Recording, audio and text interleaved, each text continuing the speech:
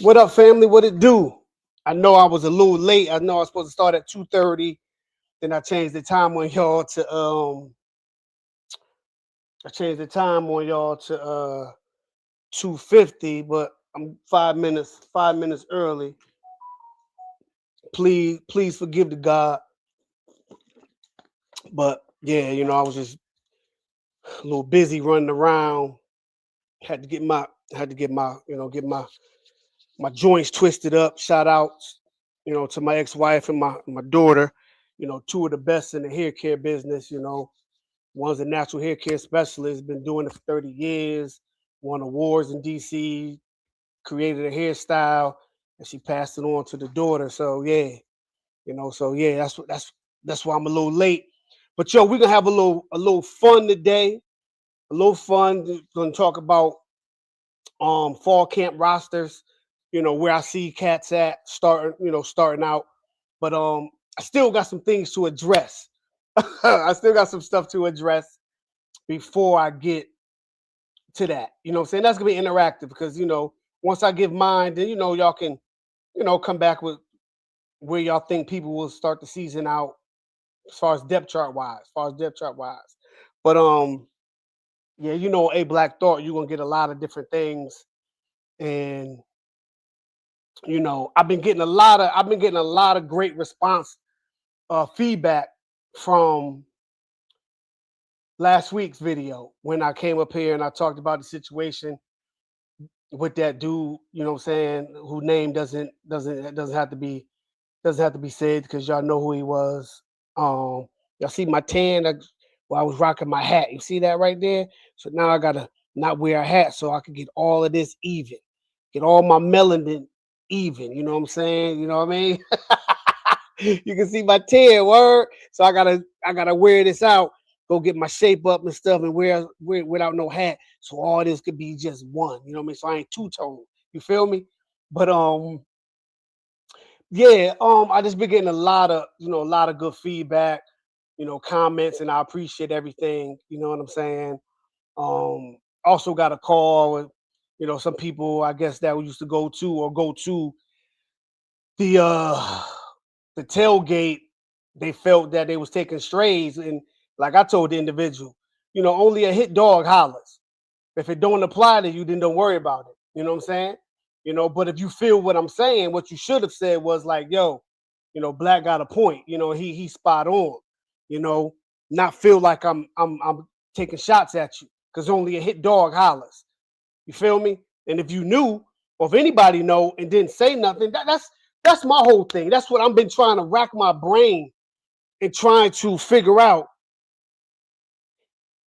If you knew about this prior to it ever being leaked or being talked about, what was your reasoning for keeping it? You know what I'm saying? Like, what was your reason for not letting people know? That's what I've been trying to figure out. Like, why wouldn't you tell people? Like, isn't that something that I think that's something that the people would need to know, right?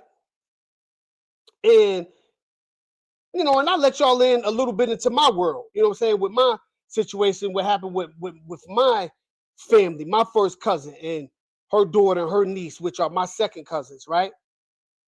And earlier this week, I was just sitting down and I was watching this video. I'm gonna talk to you about what this lady said. She's on Instagram. I think her name is Love Dorsey. I listen to some of her content. The sister be putting it down. Love_Dorsey, and it's something that she said, right? She was talking about, you know, like when these young men get drafted, right? These young black men get drafted into the NFL, right? They all get drafted in the NFL, first round, right? Say first rounders, and the cameras are there, and the moms are front and center, and they happy, which they should be, which they should be. You know what I'm saying? They child made it to a level that not too many people get to, right?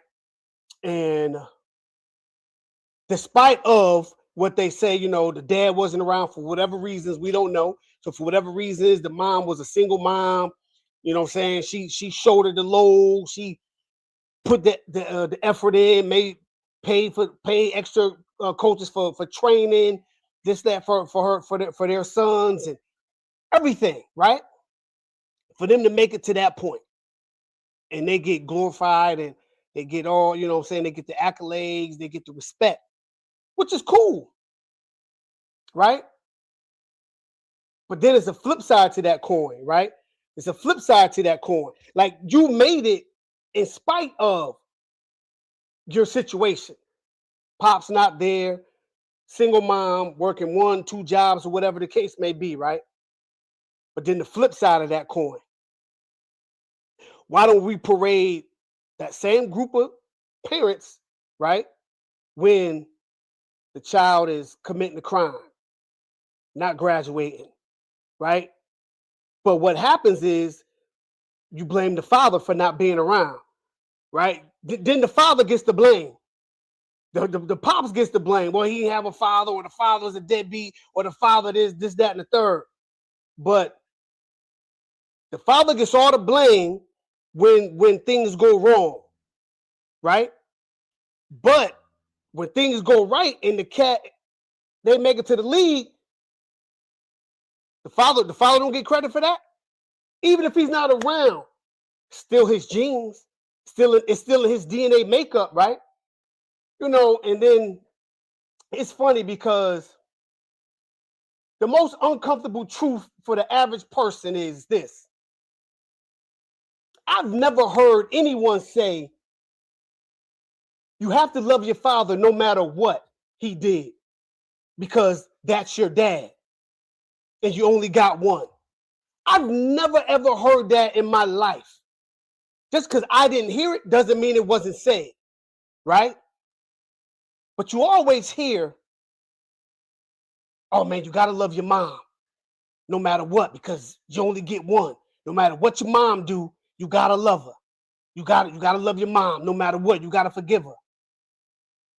But why is that? So why is it okay to verbally say that, but not forgive your dad? I know why, right? I'm wondering. Because you even see it in movies. You even see it in movies, right? Where for some odd reason the father wasn't around, right? The father wasn't around, but then let's say he tries to come back and the daughter or the son gives the father hell. Like, just gives him straight hell. But then on the flip side of that, you could get it where the father raised the child and the mom is coming back, right? And the mom is forgiven. So I've never heard anyone say, you got to forgive your dad because that's your father and you only got one. I've never heard that. But I've heard several times, man, that's your mom. You only get one, yo. That's your mom. You only get one. You got to forgive your mom. Why isn't it you got to forgive both? Because you only get one of each. You know what I'm saying? You only get one of each. And that brought me to think, right? Back to like the situation I was telling y'all with my cousin, where what if she was a man and he pimped out his daughter and his niece? The backlash would be a lot different, a lot louder. If it was a father who pimped out his daughter to the mayor of Waterbury, Connecticut, and his niece to the mayor of Waterbury, Connecticut, the outcry would be different, right? It would be different. It'd be a little different. You know what I'm saying? It'd be a little different. But we're gonna get off of that. You know what I'm saying? We're gonna get off of that. You know, we ain't gonna talk about the other situation that we discussed last week. You know, I still think that individual is a piece of shit. You know what I'm saying? I still think he's a piece of crap. You know, and it's funny. I deep down inside, I still think cats are still rocking with him behind closed doors. Maybe not publicly, but behind closed doors, they still rocking with him, knowing what he did. But that's cool. You gotta deal with that. Eventually, you got to deal with that. You show me a person's friends, right? And then show me a person. You show me a person's company or friends, then you'll show me who they are as people. That's how that works. You know what I'm saying? So I was just reminiscing about my time in Africa. You know, I'm gonna tell you a little story. Like when I went to Africa, right? So when I was in Africa and we was riding around, and I seen me and a couple of my friends, we saw this lion like savagely ripping apart another lion. Like it was crazy. Like just it was crazy, right? It was a group of them. So then one lion came up to us, and we was like, the lion said, I see y'all got this strange look on your face. And we was like, I was like, yeah, like, yo, y'all just y'all just killed your brother. He said, I know it looks bad, right? He said, but let me tell you. He said, let me tell you about that lion set. Let me tell you about him. So he takes us, he said, this lion came, he came out of nowhere, and he was like, look, man, basically saying if y'all want to prosper and roam the plains and have abundance of meat and water buffalo at your disposal, you know, we have to bow down, and we have to pray to the great one. We have to pray to the great one, and the great one to see to it that we get everything we ask for, right? We get everything that we want. So he takes us, and we're following him, and the lion is showing us. He was like, he brought us to who he said was the great one. And the great one happened to be, I said, that looked like a hyena. That don't look like no lion. He was like, yeah. He was like, if we pray to the great hyena, everything that we want, we will be able to have. He said, so some of the lions were brainwashed and bought into that ideology, right? And started to worship that hyena deity. Time went by, started seeing the female lions not hunting anymore, the cubs running astray, doing what they want to do, not respecting order, not listening to the elders, from what was a tight lion community. Now it's chaos. It's chaos where the lions don't eat first. The people that look like the hyena god, they get first dibs. And they like, yo, this ain't right. This ain't how our community, our lion community works. So they started to know a trend and a downfall in their culture, because they were brainwashed into worshiping something other than themselves, right? So the lion that's walking around, he was like, do you understand now? Do you understand why we had to get rid of that lion, Seth? Do you realize now? Because he's the one who brought us to, or introduced us to, that form, that deity, that hyena. And we was like, yeah, we understand. We understand. So we was talking, and the lion said, hey, he was like, what, by the way, what's your name? And I said, Ashinafi. And he said, sounds about right. And I said, hey, what's your name? He said, Haru. And I said, that sounds about right too. And then he said, hey, he said, if you ever decide to come back here, which I hope and think that you will, he said, make sure to tell you and your people to stay inside the car, because when you come back, we're going to be lions again. And I said, will do. And he said, go back and continue to do what you do and be a vanguard. Yes, sir. So with that being said, we're gonna go ahead. I ain't gonna be long. I'm definitely gonna be strong for y'all.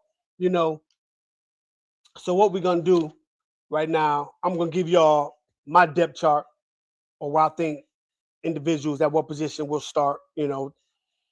Of course, we're gonna go offense first. At QB, of course, I got, obviously, right, Darian Mensah, QB1, Luke Nickel, 2 for right now. That can change. And Darian Coleman, 3. Judd Nelson, he at 4. I think Judd Nelson is definitely a potential transfer portal candidate for next year. And Darian Coleman could easily come out of fall camp the number 2 QB, depending on how he progresses in the system come fall. Running backs, Mark Fletcher, the starter, of course. He's earned it. He's earned it. His season last year was nothing short than amazing. Especially his playoff run was stupendous. You know what I'm saying? He was one of the cats that put the team on his shoulders and said, I got you. Shamar Brown, I got number 2. I know some people think Gerard Pringle or Jordan Lau. Some people, they got excited when they saw Pringle come in, and he looked good. But you got to understand, Shamar Brown looked good too. You know what I'm saying? When given the opportunities, he can run between the tackles, outside the tackles. You know what I'm saying? He can pass protect, and he can catch the ball very well.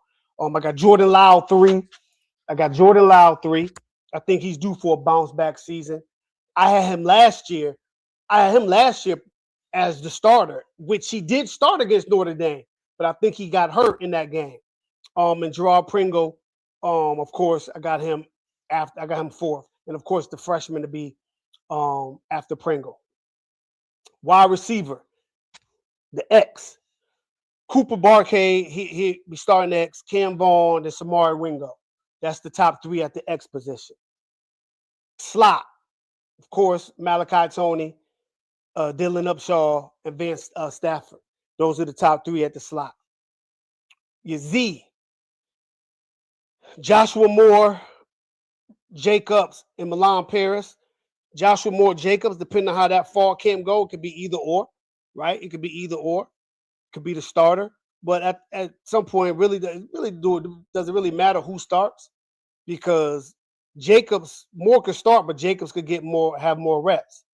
But as of right now, I got Moore 1, Jacobs 2, Paris 3. Tight end, of course, I got Elijah Lofton, and I had Luka Gilbert, but I got that Luka Gilbert or the freshman. What's his name? Gavin Moeller. I got that's a gimme. That could be either way. You know what I'm saying? That could today in camp, it could be Gilbert. Then tomorrow, it could be Gavin right there. So that's a pick 'em for me. Excuse me. Left tackle, I have Jackson Cantwell, and then I got Demetrius Campbell, and then Jaden Wilkerson. Right tackle, Matthew McCoy. Jaden Wilkerson, he can, swing guy. Left guard, Pancake Sampson, of course. Center, I got Ryan Rodriguez. SJ backing up. You know what I'm saying? I think SJ will definitely play, but be the full-fledged center starter next year. Right guard, it's crazy, right? Because you got Ben Buchanan, then you got Ben Cogden, and you got Mayweather. So right now, I got Buchanan as the 1 or Mayweather. So it's like dual. I ain't really sold yet. You know what I mean? So I'm not really quite sure on who I want to start there. But it's always up for discussion. Y'all can put it in the chat. What y'all think? You know what I'm saying? Put it in the chat. Tell me what y'all think. Defensive end. Your right defensive end. I mean, let me see. Your left defensive end. Excuse me, I'm going from left to right. Your left defensive end. I got Armando Blunt, Hayden Lowe, Herbert Stroggins, right? And Lightfoot could play the left too, right? Your right defensive end, Damon Wilson, Marquise Lightfoot, and Booker Pickett. Why I got Damon on the right and not the left? Because when you're the right DN, you're going up against the left tackle. Your left tackle is your best offensive lineman. Normally, your right defensive end is your best defensive end as far as your pass rusher, right? As far as your pass rusher. And I know some people said Bain played the left. Yeah, Bain was awesome. He was great. Awesome. But Messidor had more sacks. So, you know what I'm saying? Your right DN, just look at it. Your right DN traditionally in defenses are your best defensive ends because they go up against the best offensive linemen, right?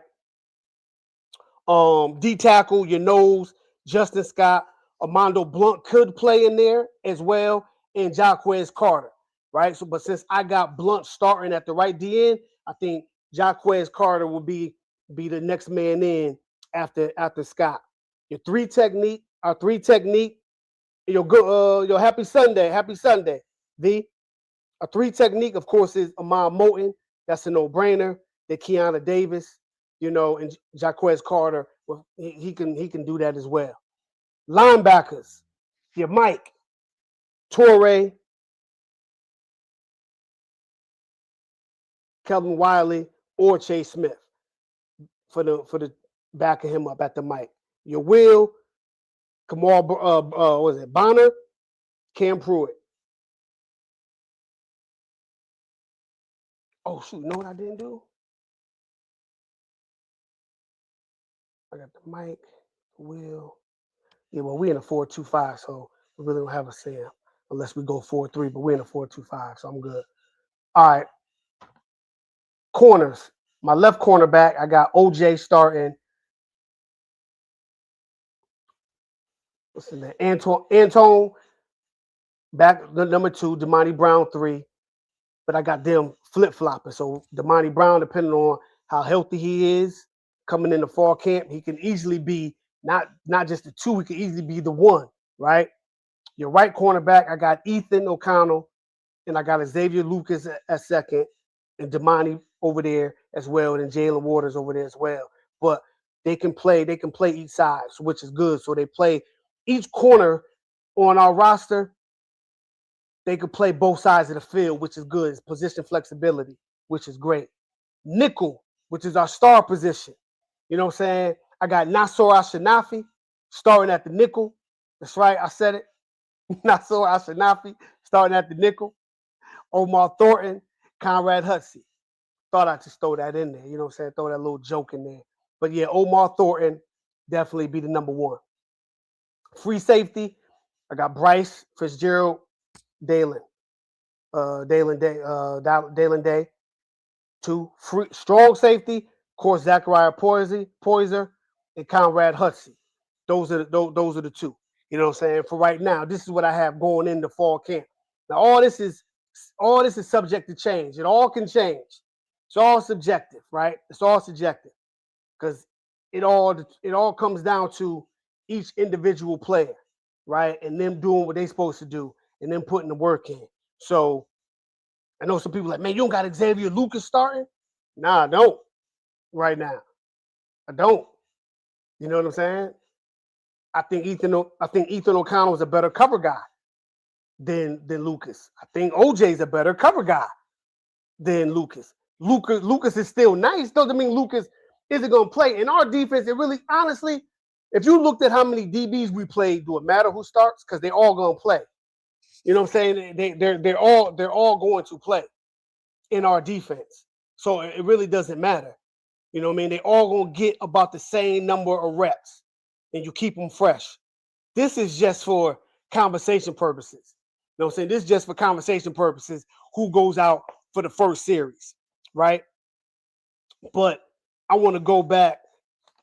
Let's go back to the running back spot because I know a lot of people think Gerard Pringle should be number 2 off of the small serving that we got from him last year, and it was good, and it was good. But to say he should jump over Shamar Brown, nah. You know what I'm saying? To say he should jump over Shamar Brown and be 2, is Shamar be 3 or even 4, depending on where they put Lyle? I don't agree with that. Mark Fletcher, yes, right now number 1. It's set in stone, boom, right? Unless Brown or Lyle or Pringle just come in and fall and have a stupid camp. I mean, they just go crazy in camp, right? That's the only way I can see Fletcher not being the number 1, right? But right now it's Fletcher 1, Brown 2. And I know another reason they say, well, they say Fletcher and Brown are similar, and they say Fletcher and Brown are similar, and Pringle adds a change of pace, which is true. But you gotta understand, Brown just isn't a bruiser. If you watch him, he got good feet, he got good lateral movement and quickness, and he has a burst, right? So you have to watch him, right? You have to watch him. And I don't care. Like, to me, if you ain't never played running back, you can't tell me nothing about the position. If you ain't never been back there and dotted that I, you can't tell me who played it that's been back there. I don't want to hear it. Period. Like, yo, I don't want to hear it. That's like me telling a brain surgeon about his profession. I don't know nothing about the brain as far as operating on it. So, yo, anything he says or she say about the brain, or that's like me telling the doctor who wrote books on the surgery that my son had with his kidneys, telling him, nah, you should do this. Like, he's the expert. He's the doctor. So that's like, so same thing. Don't tell me, because I know I played it. Boom. Not saying that Pringle isn't nice, because I think he is, but I just think Shamar is better. And I think Shamar has earned to start fall camp at number 2. Simple as that. But who knows? You know what I'm saying? Who knows? He got to have a great summer. I hope he is hope all of them having a great summer. I want all of them to get busy, because if they all can get busy, that just makes the offense that much better. You know what I'm saying? That makes the offense that much better. And when Fletcher comes out for a breather, there's no drop off. There's no drop off in talent. There's no drop off in production. That the defense still has to respect whoever toting the rock just as much as if Fletcher was in the game. Same thing. You see what I'm saying? And with Brown is more of a natural pass catcher than Fletcher. If you watch the game, he's more of a natural pass catcher. So he adds another dimension to the offense, which I think is gonna go stupid this year. I think the offense is gonna go stupid this year. You know what I'm saying? I think the offense is going to be the Cam Ward version of the offense, but I think it's gonna be better from a standpoint. You have a defense that's gonna be able to get you the ball back, right? You're gonna have a defense that's gonna be able to get you the ball back, and our offense is always gonna be able to play with the lead and be able to put pressure on that defense, opposed to sometimes our offense always having to feel like, yo, we got to score on every play, because if not, we could be down by 2 scores because our defense is going to give up that many points. That's the difference. You know what I'm saying? And so I think we have potentially another first-round quarterback, number 1 overall, potential the third Heisman Trophy winner. Should have been the 4th. We all know Cam should have won the Heisman that year, period. But Darian Mensah could be the 3rd Heisman Trophy winner, 3rd quarterback. You know, I really think, I wish Pedro was in here so he can put the numbers that I said that I think Darian gonna have. I think I said something like, I know I said 4,000 yards passing, and like 40 something touchdowns, something like that. I think Mark Fletcher will go for over 1,000 again before the playoffs. I think regular season he have like 1,200. I think Brown could have like good 800-900. Because the offense is gonna be so diverse, it's gonna be so wide open, and Malachi might not get the receptions, but he may get more yards, right? Because there's more eyes on other people.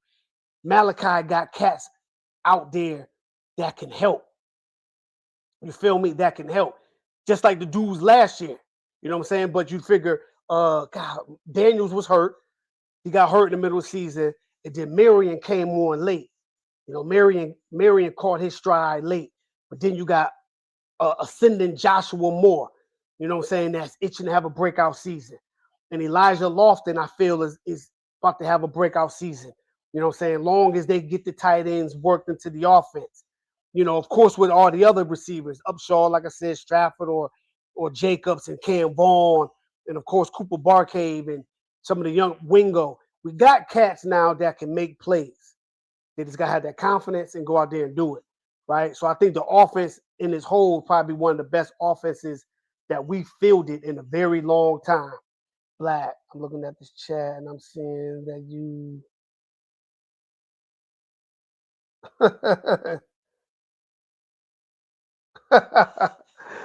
So yeah. So but no. But the running back position, we're set. You know what I'm saying? I think we're good. You know what I mean? We're very good. You know what I'm saying? We're very good. We got 5 capable running backs, including the freshman too, that was doing well in the spring game. So we got 5 capable running backs that can come in and be very productive, right? That can be very, very productive. Like I said, I had Luke Nickel too, but Darion Coleman could easily be number 2, right? And this comment right here, like once again, like explain body to me. I need you to explain that. I want you to explain body to me. Explain that to me. Explain it to me. What you mean body? Explain that. Explain it. Because if I think if I know I know what I already know what you're gonna say, but I want you to type it because I don't want to give you something. Then you go, yeah. No, I want you to type it because I want you to explain body to me. Yeah. So I just want you to I want you Miami Hurricane 29. I want you to explain body. Explain Ethan O'Connell got bodied to me. Explain that for me, please. Or if anybody else in the chat thinks he got bodied. Explain it. You know what I'm saying? Explain it. If anybody else feel Ethan O'Connell got bodied, I just want y'all to explain it.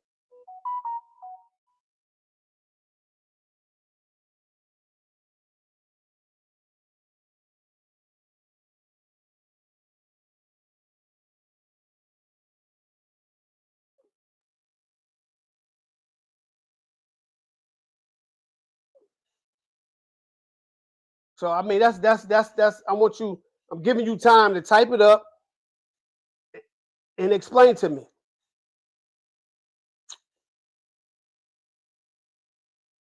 Because once again, that's another position that I played, and that's another position not only did I play, that I trained also. So I want you to explain that to me.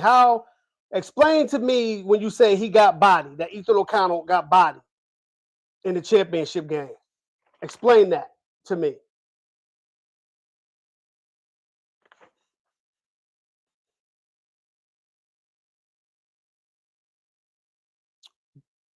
Or are you just saying that because you watched the game and he gave up a couple passes?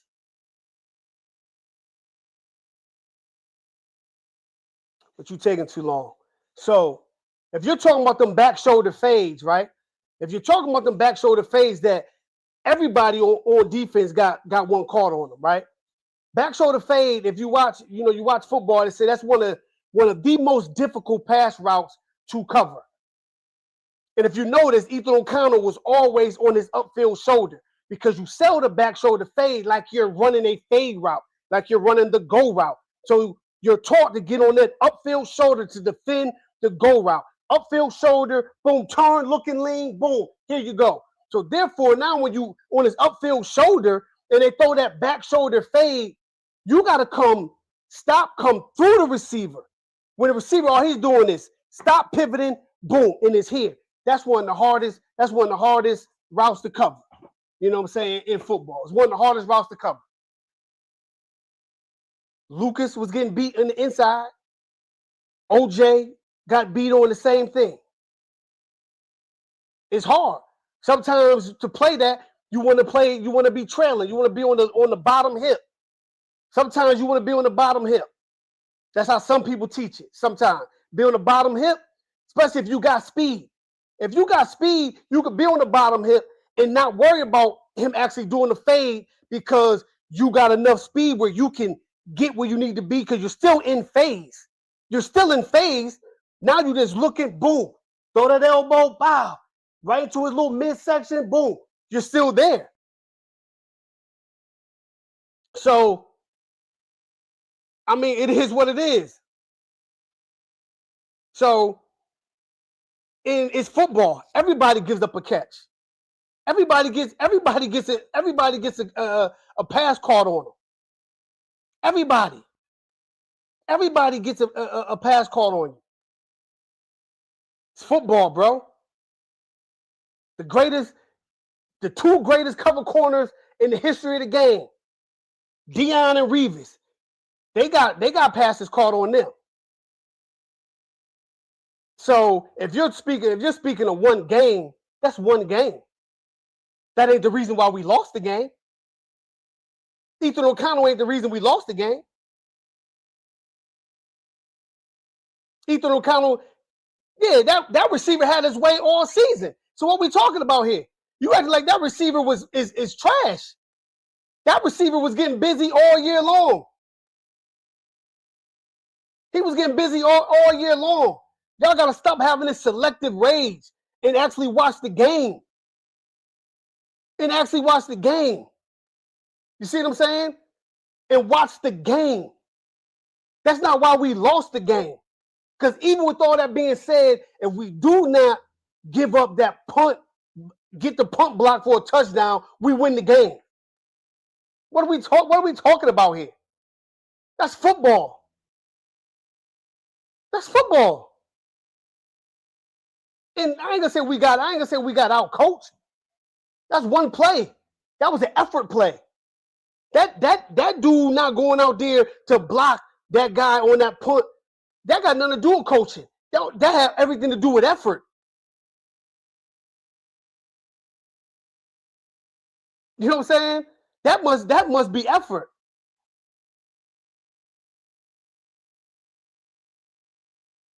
You know what I'm saying? I'm like, that's effort right there. That's all effort. He didn't move his feet, and the dude whoop right around him, block, boom, touchdown. That's the game right there. But we still had the opportunity to win the game.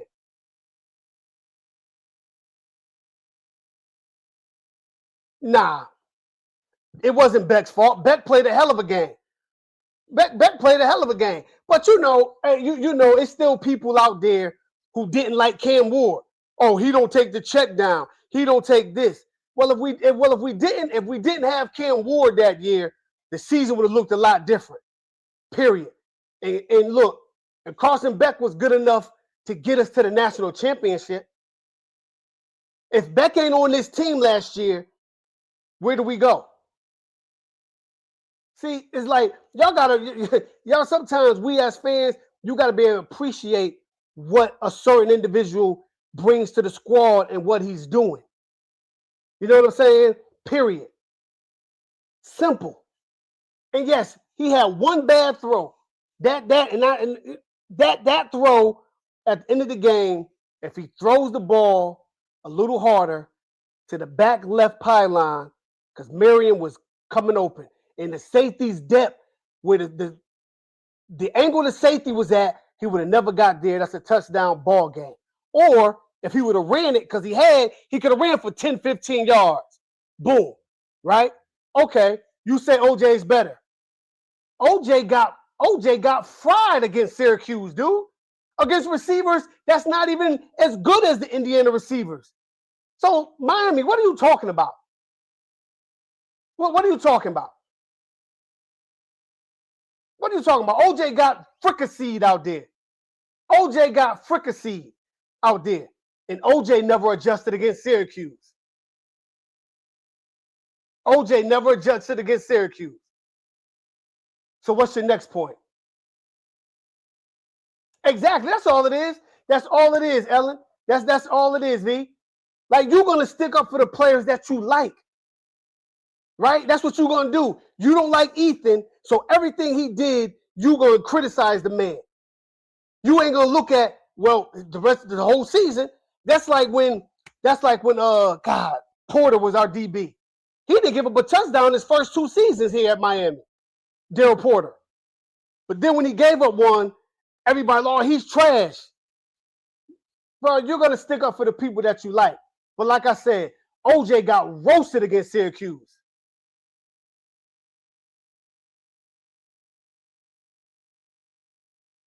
Roasted. OJ got roasted against Syracuse. They was targeting him all game. All game.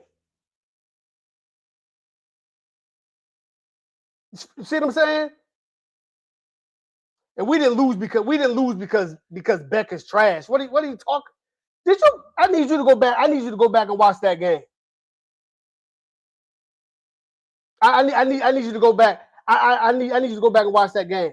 And I didn't say you said we lost the game because of him. What I said was we didn't lose the game because of him. Listen.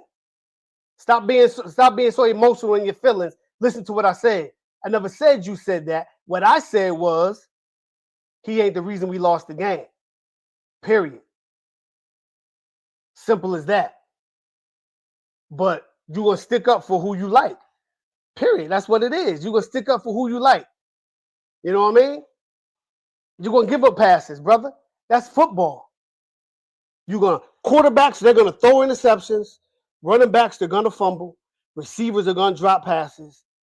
Defenders are going to get beat or give up a touchdown, and you're going to miss a tackle. That's football. That's the game. That happens. It happens. There's no person who ever played this game of football that's ever played a perfect game. It's never played a perfect game.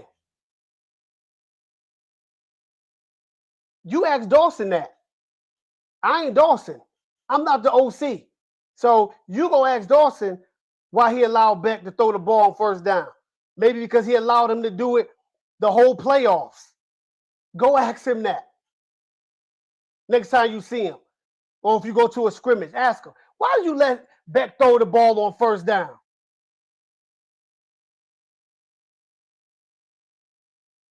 So you go ask him that.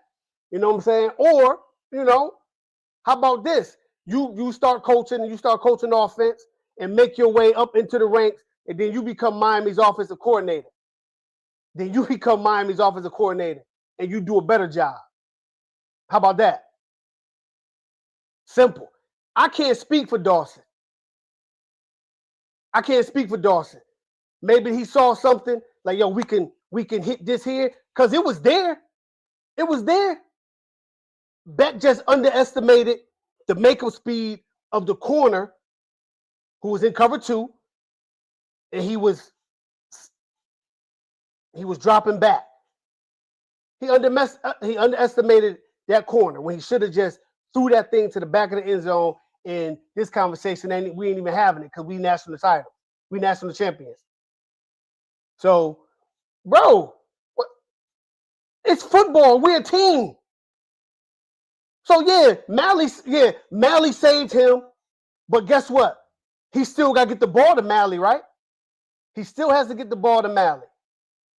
Like, come on, dude, stop it. You sound like a cat that never played. That you ain't play. You sound like a dude that never laced that shit up and played. Get out of here. Shut up. You're wilding right now.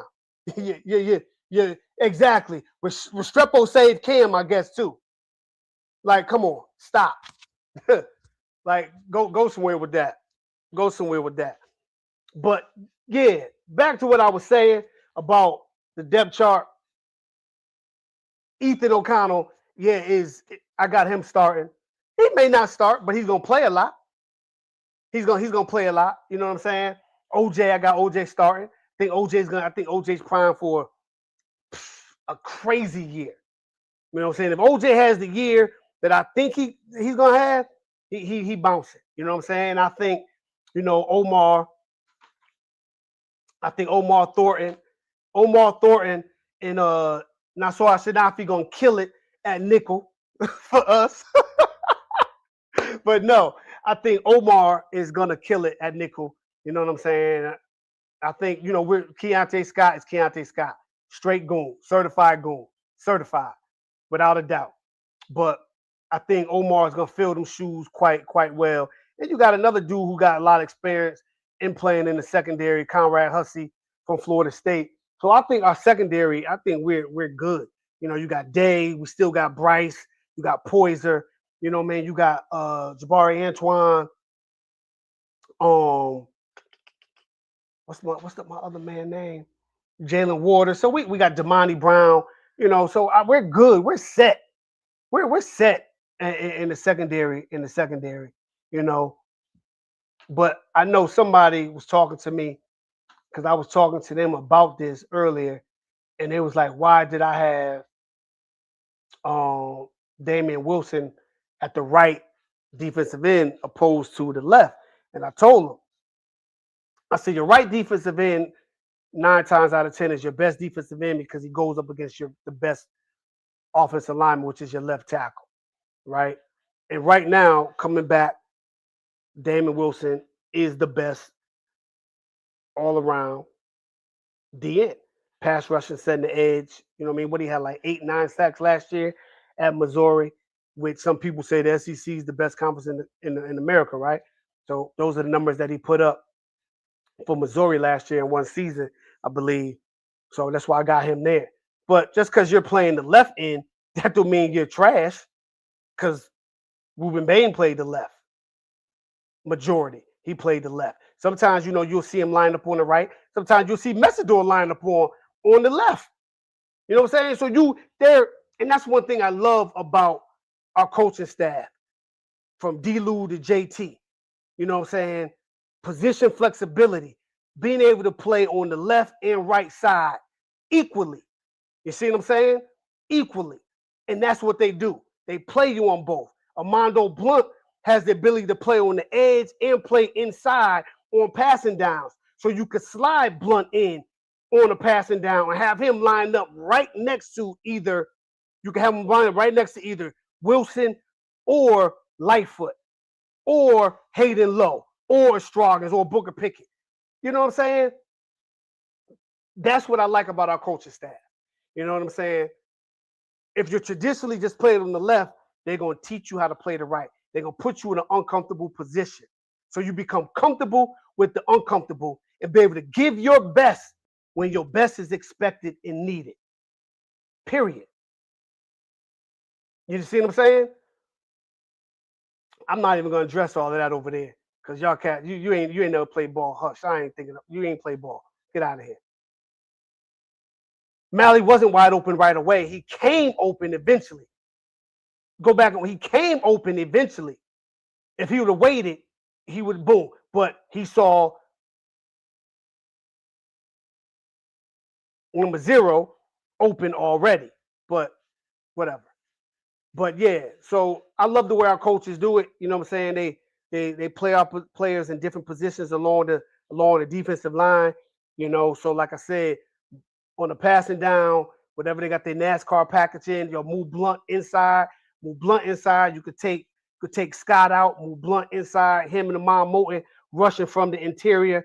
Then you got Lightfoot and Wilson, or you got Hayden Lowe and Wilson, you know what I'm saying? Or Lightfoot and Lowe, you know what I mean, or Stroggins or Pickett. It's just different things that we can throw at them. And being that they've been in this defense for a whole year, they've been in this defense now through spring. So now come fall, summer, and fall, Coach Hellerman could throw some different some new things in there. He could add some new stuff in there, some more wrinkles in there where teams haven't seen before. You know what I'm saying? The previous year. So that's a good thing. You know what I'm saying? That's definitely a good thing. But yeah, we were close. We were definitely close, and hopefully we'll get there. You know what I'm saying? Guess what? If we wouldn't have lost to Alabama, we would have 6 already, right? We would have 6 already. We wouldn't have lost to Alabama. You know, go look at that game. Hell, if we wouldn't have lost in what was that, 85 or 86? The year, or 84? What year was that? I think 85.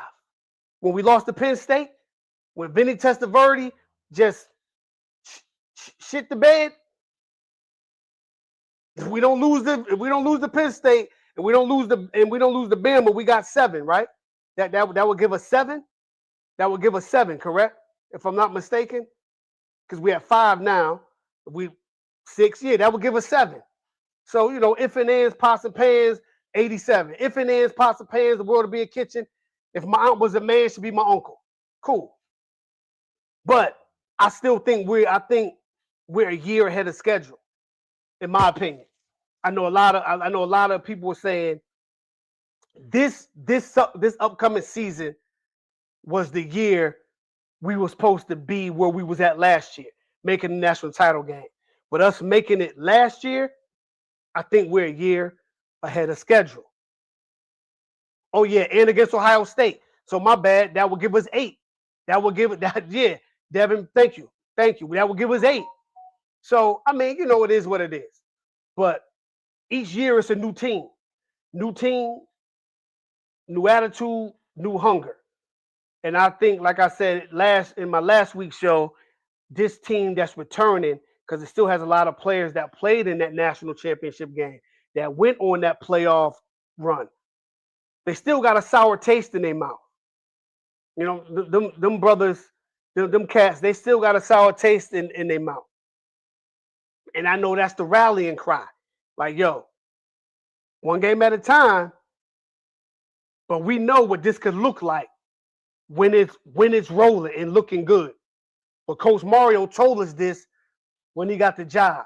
He told us the expectation. Coach Mario told us what he expects this program to look like when he gets this thing going and he gets the right guys in here that he wants. And Coach so far he's not let us down. He's out here killing it in the recruitment. And I haven't got the opportunity to speak on the young man that lives in South Carolina. I've seen him play several times. I've seen him not live yet, but on tape, because South Carolina, North Carolina, I've seen a lot. But I'm gonna try to get down there to one of his games. But the young man can go. He's certified. He is certified. He's definitely certified and a great get. And it's a flip. You know what I'm saying? Anytime you can stick it to Lane Kiffin, that's always a plus for me. Anyway, it's always a plus. Lane Kiffin it's a plus. It's a plus. But I think we're ahead of schedule. You know what I'm saying? From everything that I'm hearing or heard, the young men are having a good summer. You know what I mean? Shout out to Mally. He made cover of NCAA, which is great. You know what I mean? But that young man constantly always works at his craft, just like everybody else. And like I said, man, I'm expecting another big year. I'm expecting for us to go on another playoff run and get to the Natty. The 2000 year when they left Florida State in the championship game. That year too. That's another national title we should have. So we should be like at 9. We should be like at 9 championships right now.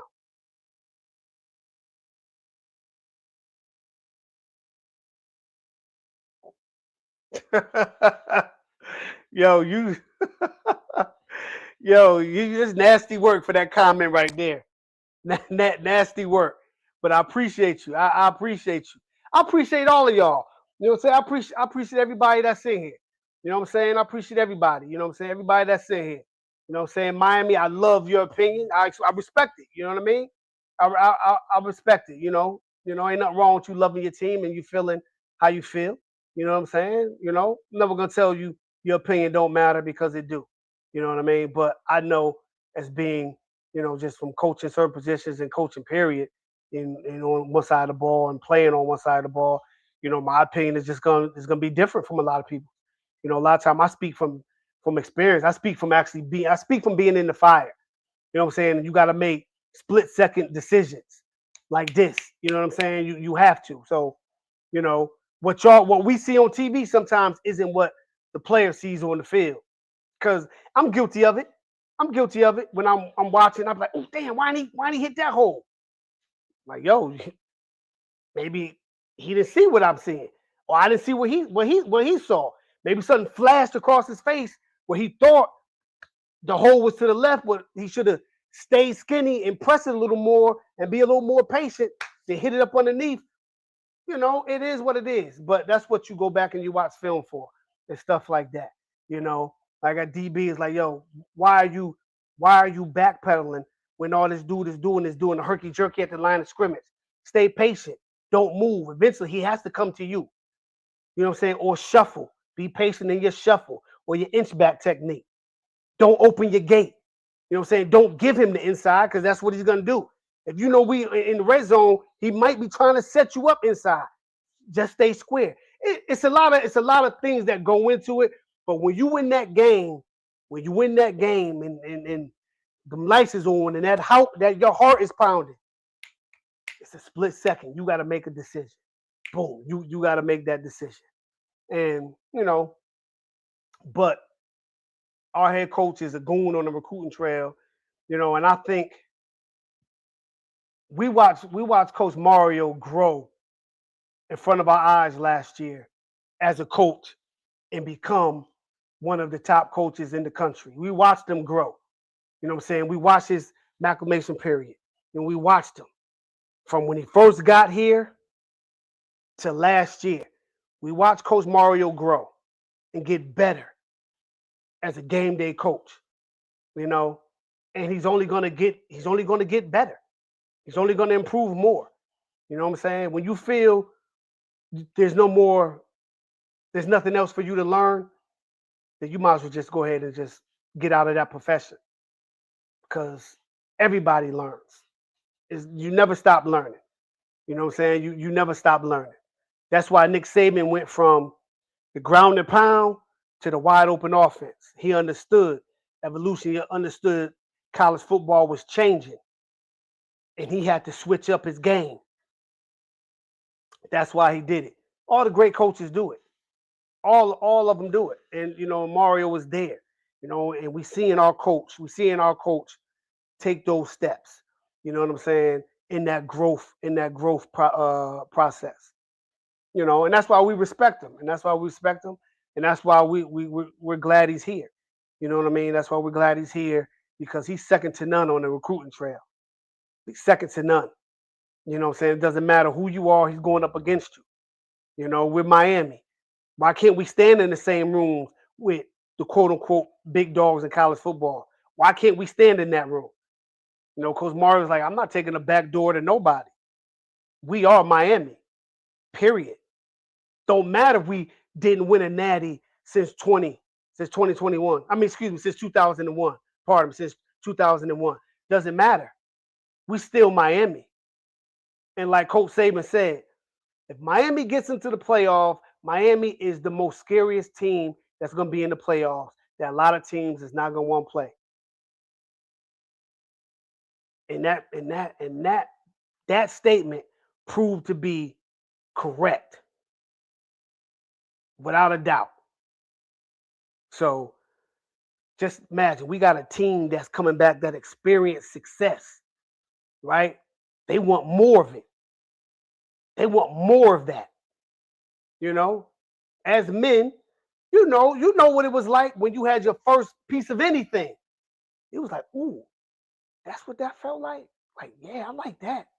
I can't wait. Yeah, I can't wait to get some more. Right? And you want that.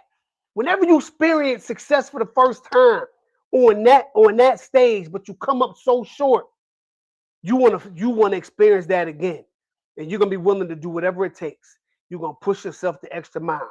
You're gonna do your 16 110s, and you're gonna come in and you're gonna make your times. Oh, you can't hear me? Can y'all hear me? Yo, can y'all hear me? Thumbs up if you can hear me, or thumbs down if you can't hear me.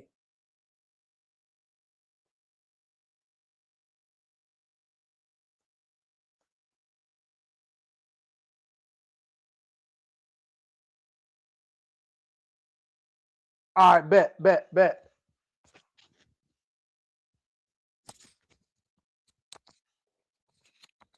All right, cool. So no, so basically, I'm just saying, our players, our men, our young men on our team experience some success, something that no one outside of us as fans and the people in that building thought and knew what they can do. The national pundits and the media, they didn't even really want us there. They didn't want us there. You feel me? But we got there and we showed out. Yes, exactly, Chris. Mario learned from Jimmy, you know what I'm saying, Butch and Nick Saban. So those are three of the top three goons in college football. Butch was second to none as a developer and a recruiter. Nick and Jimmy they had the whole enchilada. Developers, game day coaches, game day coaching, and recruiting. Jimmy was second to none because he even did it on the NFL level. Jimmy was second to none. To me, Jimmy is the GOAT in college, right? But I know why a lot of people give it to Nick. I know why a lot of people give it to Coach Saban. I get it. I understand that. But look what Jimmy did in college. Then he went to Dallas and won two more. Where he could have had three in Dallas. He could have had, if he would have never left Miami, ain't no telling how many natties we would have won if Coach Johnson would have stayed. But we got a disciple of Butch, of Coach Davis, Coach Johnson, and Coach Saban in the form of Coach Cristobal. And I appreciate you, Coach. Keep doing what you're doing. You know what I'm saying? Keep making the national pundits mad because they don't want to see Miami truly back. But they say college football is better when Miami is back because it sounds good. But deep down in they production meetings, they don't really want to see us back, right? Because we're no longer hanging fruit. We're no longer be the punching bags. You know what I'm saying? So they can come up and say, man, how far has Miami fallen from a once prestigious and respected program to now? They can't say that no more. They can't say that. And a lot of these coaches are mad because now they can't negative recruit against us. Now they worried. Now they worried, Coach Mario, because the what used to be the bullies are getting bullied right now. See, the bully is getting bullied right now by you, Coach. So keep bullying them dudes. You and the rest of that coaching staff, y'all keep bullying the rest of these coaches in America. You know what I'm saying? And we don't got to talk about what we're going to do. We're going to be about it. Our football team game can speak louder than any words. These flips and these commits speak louder than any words.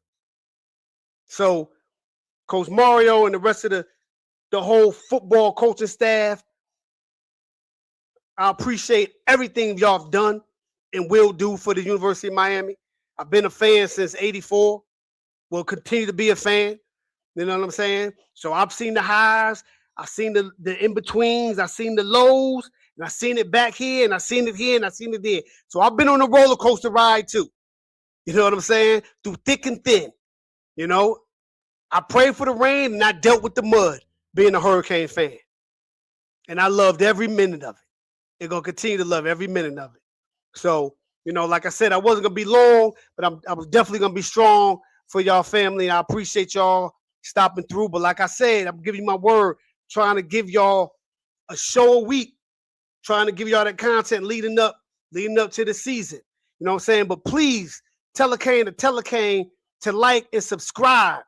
Hit your post notification bells and please hit the like button. Please hit the like button so they know that you guys are real.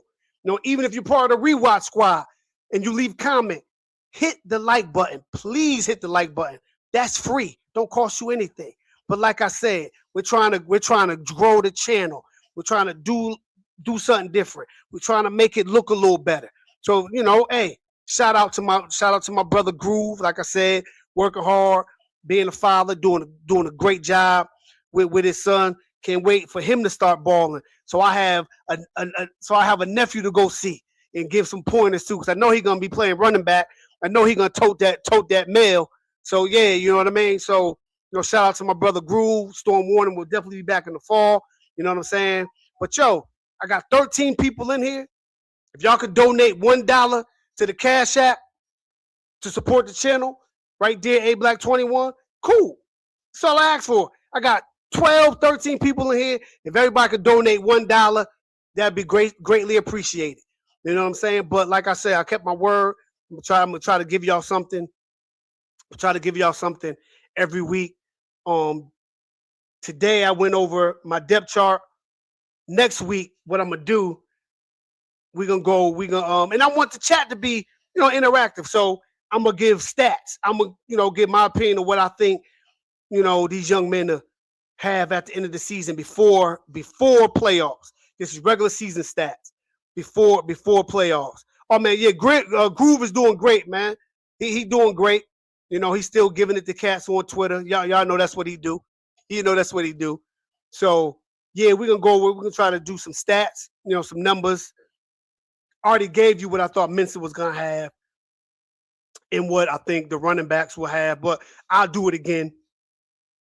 And then I'll do receivers and go position by position, player by player. You know what I'm saying? But like I said, I appreciate all of y'all that's in here. Once again, hit the like button. It's free. Subscribe. We try and get this channel. Up there where we can accept donations on the channel, super chats, and get the channel monetized or whatever. Support the Protect the King movement. You know what I mean? Father's Day is coming around. So I'm going to be redropping that video when I dropped Nasur off last year. Like I said, once again, to me, that's important, that we need that message to never go stale, right? To never go stale. I had 10, 12 people, 13 people that's watching, just donate $1 to the Cash App to help build the channel. If you're part of Rewatch Squad, please hit the like button, subscribe, and if you can, donate $1 to the Cash App so we can help build the channel. With that being said, family, I know once I get off of here, I'm gonna think of a lot of things that I wanted to say that I just forgot. I'll make sure to talk about it next week when I drop some more jewels on you. But with that being said, I appreciate all of y'all. Hope y'all had a fabulous weekend. Continue to have a great Sunday. Relax, chill, get some grub in your belly. And once again, it's always and will always be about this you. Peace.